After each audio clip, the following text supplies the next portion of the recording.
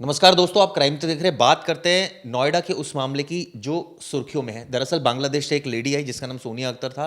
उसका कहना है, उसका एक बच्चा है और उसका कहना है कि सौरभ कांत तिवारी से उसकी शादी हुई थी बांग्लादेश में, और वो यहाँ जब आई तो पता चला कि वो तो ऑलरेडी मैरिड है।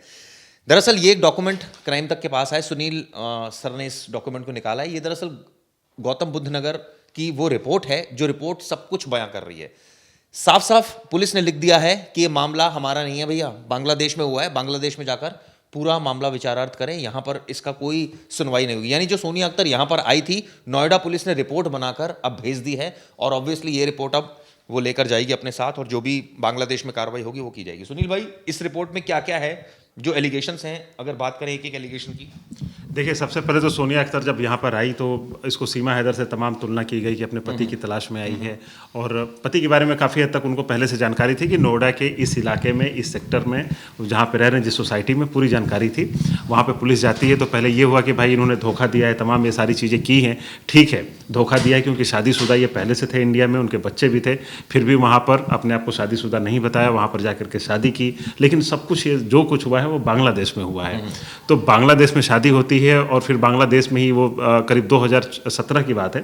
ये 2017 में जो सौरभ कांत तिवारी हैं, ये नोएडा से अपनी कंपनी के सिलसिले में, काम के सिलसिले में वहाँ गए थे बांग्लादेश। वो वहाँ पे 5 साल 2022 तक रहते हैं। वहाँ पे डीजीएम बड़े सीनियर अधिकारी थे, काफ़ी अच्छी सैलरी इनकी रही है।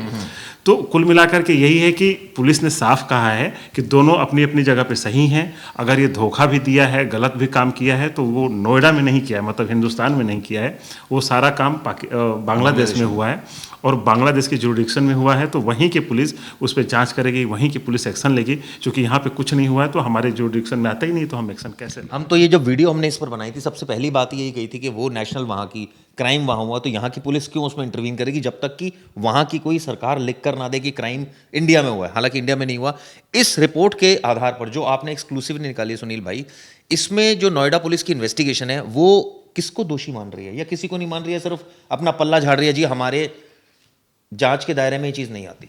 देखिए, उन्होंने तो जो दावे किए हैं, देखिए दोनों के अपने अपने दावे हैं। जैसे सौरभ कांत तिवारी ने एक बड़ा इमोशनल कार्ड भी खेला। उन्होंने कहा कि जब हम 2017 में वहाँ पे गए थे, हम नौकरी कर रहे थे, तो एक लड़की आती है मेरे पास, वही जिसका नाम है सोनिया अख्तर। वो किसी प्रोडक्ट को बेचने के लिए आती है और प्रोडक्ट के बारे में हमसे बार बार मिलती है, मेरा नंबर ले लेती है और मुझसे बात करती है। तो मैं थोड़ा सा उससे हाँ कहता हूँ, चलो उसकी फैमिली की ज़रूरत है, तमाम चीज़ें हैं, तो मैं उसके पास जाता हूँ, उससे मुलाकात करता हूँ। फिर उसके बाद वो जवाब देते हैं कि जब बातचीत हमारी होती है तो वो कुछ हमारे उसके बीच में कुछ प्राइवेट जो फ़ोटो थे, कुछ अश्लील फ़ोटो उस तरह का वो कुछ तैयार कर लेते हैं और उसको दे करके कि भाई अगर तुमने ऐसा किया है तो मेरी बेटी, मतलब जो भी है इसके, उसके साथ आपको शादी करनी पड़ेगी। अगर शादी करनी है तो आपको धर्म परिवर्तन करना होगा। तो ये कहते हैं कि जब इनका कहना है कि हम पूरी तरह से, एक तरह से हमें हनी ट्रैप का खेल बनाया गया, हनी ट्रैप के मामले में मुझे फंसाया गया और उसके बाद मेरा निकाह कराया गया जबरन। लेकिन अब मतलब सोनिया अख्तर हिंदू बन गई वहां पर? नहीं, हिंदू नहीं बनी। हाँ, क्योंकि यहाँ जो लिखा है, आबिद खान द्वारा बताया गया कि विपक्षी सौरभ तिवारी द्वारा अपना धर्म परिवर्तित करते दोनों ने अपनी मर्जी से शादी कर ली। नहीं तो सौरभ ने कर ली? नहीं, सौरभ ने धर्म परिवर्तन किया था, बिल्कुल वहाँ पे इस्लाम धर्म वहाँ पे अपनाया था और फिर इसके बाद इनकी शादी होती है। तो अब जैसा कि सौरभ कांत कह रहे हैं कि भाई हमें हनी ट्रैप किया गया और मेरे अश्लील फोटो, जो प्राइवेट फोटो, भाई वो कैसे बने होंगे? कैसे बने होंगे? वो ऐसे तो बने नहीं होंगे। तो जाहिर सी बात है आपका भी कुछ न कुछ उनके साथ वो अट्रैक्शन, जो भी चीज़ें हैं वो रही होंगी, तभी उसके बाद अब ऐसा किया तो भाई उन्होंने कहा होगा कि फिर शादी करो। तो ये वही है कि जब पहले कह रहे थे कि हमको जबरन मेरा धर्म परिवर्तन कराया गया, तो रिपोर्ट से पता चला जबरन नहीं, इन्होंने अपनी मर्जी से किया था। इनकी मर्जी और बाद में मजबूरी इसलिए होती है क्योंकि वो अश्लील फोटोज थी, उस तरह की प्राइवेट फोटो। अगर उसके साथ आप इस तरह से क्लोज नहीं होते तो शायद इसलिए कोई दबाव भी नहीं डालता। तो इनकी शादी बाकायदा होती है 2021 में, और 2021 में शादी होती है और फिर इनका उसी दौरान ये प्रेग्नेंट हो जाती है सोनिया अख्तर।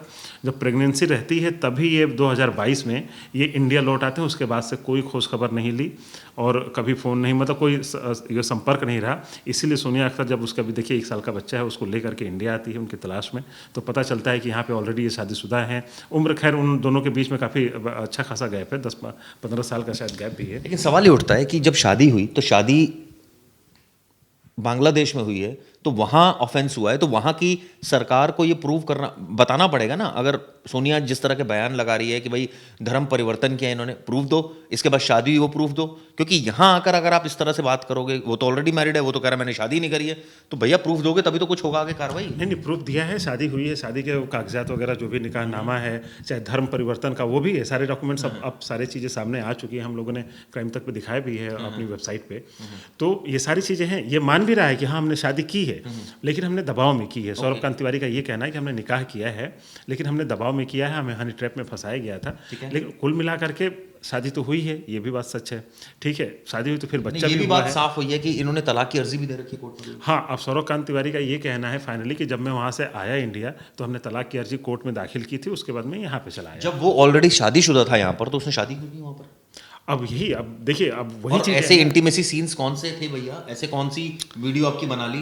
इसका मतलब आप कहीं ना कहीं इन्वॉल्व रहे। अब चिराग भाई, ये भी बड़ा सोचने वाली बात है कि हम लोग ऑफिस में काम कर रहे हैं, कोई एक प्रोडक्ट बेचने के लिए कोई एक लेडीज आती है, तो हम लोग के फिल्म सिटी में आप देखते हैं कि बाहर बहुत सारे लड़के लड़कियां प्रोडक्ट अपने बेचते हैं, बताते भी हैं हमें। तो क्या हम किसी से इतना क्लोज हो जाते हैं कि अपना नंबर दे देते हैं, फिर उनके हम घर चले जाते हैं? तो कहीं ना कहीं आपका अट्रैक्शन कहीं शुरू हुआ तभी तो आप जाओगे ना। ऐसे तो तमाम हजारों लोग आ रहे हैं प्रोडक्ट बेचने के लिए, तो क्या सबके साथ ऐसा? तो कहीं ना कहीं उनका अट्रैक्शन रहा होगा। अब इसको हम दावे के साथ नहीं, लेकिन ये कैसे चीज़ें हो सकती है? नहीं, तो ऐसी सिचुएशन में तो ये भी बात बहुत ही कॉमन है कि आदमी छिपाएगा कि मेरी शादी हुई है। जब आपको अट्रैक्शन, उससे आपने अफेयर करना है, आपने चलानी है बात आगे, तो छुपाएगा ही। बिल्कुल छुपाएगा, बिल्कुल छुपाएगा, और छुपाया भी। तो बातें तो यही हुई है ना, यही चीज़ तो वो कह रही है। लेकिन अब कुल मिलाकर के बात यही होती है कि भाई वो चीज़ें सब कुछ बांग्लादेश में हुई हैं, तो अब बांग्लादेश की ही जो जांच एजेंसी है वो उस पर जांच करेगी, वहाँ का प्रशासन जांच करेगा। वो अगर, अब वही है कि अगर वो फिर कहेगा कि नहीं नहीं, ये कानूनी तौर पे ये गलत किया है, सौरभ कांत तिवारी ने इनको धोखा दिया है, इनके साथ मतलब धोखाधड़ी के केस हुआ है, तो वो नोएडा पुलिस से संपर्क करेगी, यूपी पुलिस से, कि हमें मदद चाहिए, आप इनका प्रत्यर्पण कराओ। सौरभ की भी खास बातचीत हुई आज तक से। सौरभ का ऐसा क्या कहना है? उसका ये कहना है कि हनी ट्रैप में, ठीक है, उसको फंसाया गया। ऐसी कौन सी हनी ट्रैप? पूरा डिटेल बताएं ना, क्या हनी ट्रैप, कैसे वो फंसा है? वो प्रोडक्ट बेचने आई थी, हनी ट्रैप तक बात कैसे आ गई? हाँ, यही तो बताना चाह रहा है कि जब वो प्रोडक्ट बेचने आई तो हमारी जान पहचान हो गई। फिर वो फ़ोन नंबर मेरा ले लिया, मुझे फ़ोन करने लगी, तो मैं उसके मत उठाते फ़ोन? नहीं उठाते। फिर उसके घर पे भी जाते हैं, उसके फैमिली जैसे रिश्ते भी बन जाते हैं, फैमिली के लोगों से बातचीत करना, मिलना।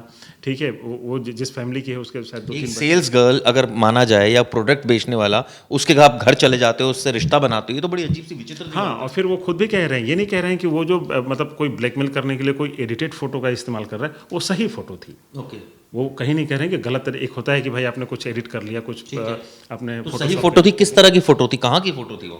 वही कह रहे हैं कि वो अश्लील फोटो, जो उनकी प्राइवेट फोटोज थी, वो फोटो उन्होंने देखी या ली, उसके जरिए उनको ब्लैकमेल करना शुरू कर दिया, और फिर ये शादी के लिए दबाव बनाया। फिर शादी के लिए जब अगर दबाव बनाया होता सौरभ के ऊपर, तो क्या वहाँ की अथॉरिटी को उन्होंने कंप्लेंट करी इस बात की कि भाई एक लेडी मेरे साथ ये खेल खेल रही है? बिल्कुल करना चाहिए। अब हम कह रहे हैं चिराग भाई कि सारी चीज़ें हो गई। हम मान लें कि चलिए वहाँ पे क्या किया क्या नहीं किया, वो हमारे पास ऑथेंटिक जानकारी नहीं है। भाई जो ये कह रही है सोनिया अख्तर, उस पर हम भरोसा कर रहे हैं, चाहे जो सौरभ कांत तिवारी कह रहे हैं।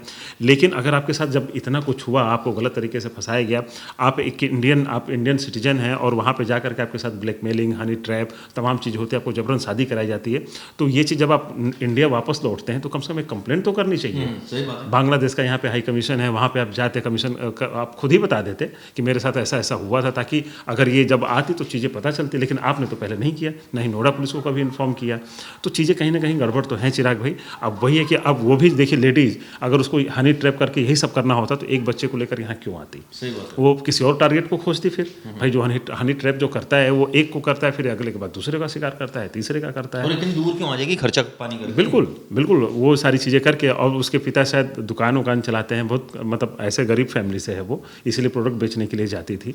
तो ये चीज़ें कहीं ना कहीं पे आती हैं। अब भले देखिए, अब ये काफ़ी पैसे वाले हैं, अब जा करके वहाँ पे केस लड़ेंगे, हो सकता है जीतें, वो एक अलग बात है। लेकिन जो इंसानियत की बात हो रही है, लेकिन इस तरह से इसमें देखा जाए तो सेटबैक तो लगा है सोनिया को, क्योंकि सोनिया की तो कंप्लेंट को नोएडा पुलिस ने कहा है जी जाइए आप बांग्लादेश, वहीं आप करना है जो करिए, यहाँ का कोई मतलब नहीं है। हाँ बिल्कुल, अब नोएडा पुलिस के पास भी ऑप्शन नहीं है, वो किस आईपीसी के तहत, किस कानून के तहत, और यहाँ पे जब कुछ हुआ ही नहीं है। अब एक होता है कि देखिए अभी इंडिया में हमारे यहाँ कानून बन गया 0 FIR का, ठीक है, पहले से भी था लेकिन अब उसको मतलब थोड़ी कि विदेश में कोई अब वही एग्जैक्टली मैं वही बात बताना चाहूँ कि भाई इंडिया के आप किसी भी कोने में जाइए, चाहे मणिपुर हो, चाहे देश के किसी भी कोने में हो, कोई घटना होती है, अगर आप कोई उसको दिल्ली में या फिर नोएडा कहीं किसी भी बिहार यूपी कहीं भी कराना चाहते हैं तो 0 FIR हो सकती है। लेकिन जब हमारे देश से ही कोई बाहर की घटना हो तो वो कैसे कर सकते हैं, तो उसको आप नहीं कर सकते हैं। इसीलिए नोएडा पुलिस की भी जो जांच है ये भी सही है कि जब वहाँ पे हो तो आप वहाँ पे कानूनी कार्रवाई करें। वहाँ की पुलिस अगर कहती है हमसे मदद लेने की तो हम फिर उस तरीके की आपकी मदद करेंगे। इसमें एक चीज़ और भी है सुनील भाई, ये जो आरोपी व्यक्तियों का बयान है इसमें एक चीज़ लिखी गई है कि मैंने सोनिया अख्तर से बांग्लादेश में शादी की थी तथा सोनिया अख्तर से तलाक लेने के लिए बांग्लादेश में कानूनी रूप से कार्रवाई कर रहा हूँ, और आवेदिका का अगर मुझसे या मेरे काम से कोई अहित हुआ है तो उस संबंध में बांग्लादेश में मेरे विरुद्ध कार्रवाई करें, जिसका मैं कानून रूप से अपने वकील के माध्यम से जवाब दूंगा। सवाल ये उठता है, मेरे द्वारा कोई अपराध नहीं किया गया। सवाल ये उठता है कि जब सौरभ कांत तिवारी यहाँ शादीशुदा थे तो वहाँ जाकर उन्होंने शादी क्यों कर ली? उसका जवाब यही तो दे रहे हैं कि हमें ज़बरदस्ती हमसे हमारे जबरन दबाव करके नहीं वो जो अभी जो हम लोग का बयान ये इसमें हो सकता है कि जैसे पुलिस क्या करती है कि उतनी डिटेल नहीं करती है, ठीक ना, उतनी डिटेलिंग नहीं है इसमें। कई बार ऐसी चीज़ें होती हैं, लेकिन जो अभी वीडियो हमारे रिपोर्टर्स ने जो उनसे बात की थी उसमें ये दावा किया है, ठीक है। अब वही है कि देखिए अब ये भी हो सकता है, दूसरा पहलू ये भी है चिराग भाई जो आप कह रहे हैं बिल्कुल ये भी सही है कि उनको ये चीज़ गलत लग रही होगी। मीडिया में कहना तो आसान है, लेकिन पुलिस के सामने अगर गलत बयान दे रहे हो और वहाँ की पुलिस इसको वेरीफाई करके कहती है कि नहीं यहाँ पे तो कोई कभी इस तरह की बात ही नहीं आई, तो भी आप फंसते हैं कि यहाँ पे आप झूठा बयान दिए हो। तो देखिए जो पुलिस को बयान दिया उसमें उस चीज़ का जिक्र नहीं किया है।